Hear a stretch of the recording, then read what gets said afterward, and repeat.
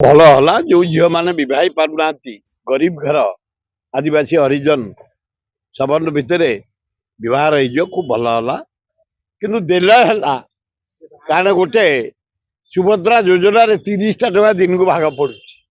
କୌଣସି ଲୋକ ପାଇପାରୁନାହାନ୍ତି, ଉପକୃତ ହଉନାହାନ୍ତି।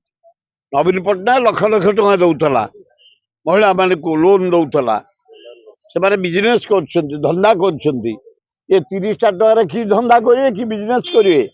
ये योजना ଦେଇଛନ୍ତି ଭଲ କଥା, ଗରିବ ଝିଅ ବିବାହ ହେଇଯିବେ, କିନ୍ତୁ ଲୋକେ ପାଇବା ଦରକାର, ବିବାହର ହବା ଦରକାର, ତାହେଲେ ଭଲ ହବ। ଆଜି ବିରାଟ ସାଧାରଣ ସଭା କରିଥିଲୁ ଆମେ। ଆମ୍ବେଦକର ଆଜି ଶ୍ରାଦ୍ଧ ଦିବସ, ଫୁଲ ଦେଲୁ ଆମ୍ବେଦକର ଷ୍ଟାଚୁରେ, କଂଗ୍ରେସ ଅଫିସରେ ଦେଲୁ। ମିଟିଂ ସାରିକି ମୁଁ ଯାଉଛି।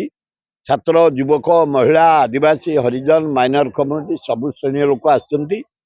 ପ୍ରାୟ 10,000 ଲୋକ ଆମେ ଏକାଠି ହେଇଛୁ ସଂଗଠନକୁ ସୁଦୃଢ଼ କରିବା ପାଇଁ। ତୃଣମୂଳ ସ୍ତରରୁ ମହିଳା ନିର୍ଯାତନାରୁ କେମିତି ଲୋକେ ବଞ୍ଚିବେ ସେଥିପାଇଁ, ଦରଦାମ ଉପରେ, ବେକାର ସମସ୍ୟା ଉପରେ, ମଣ୍ଡିରେ ଧାନ ବିକ୍ରି ହଉନି ତାରି ଉପରେ ତର୍ଜମା କରାଗଲା, ଆଲୋଚନା କରାଗଲା।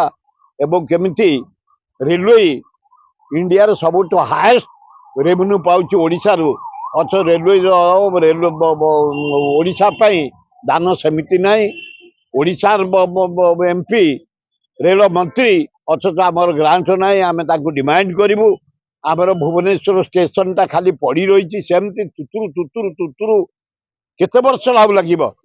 10 ବର୍ଷ ହେଇଗଲା, ଏପର୍ଯ୍ୟନ୍ତ ହେଇପାରୁନି। ୟାକୁ କରିବେ ଜାତୀୟ ସ୍ତରର, ବିଶ୍ୱସ୍ତରୀୟ ମାନେ ଷ୍ଟେସନ।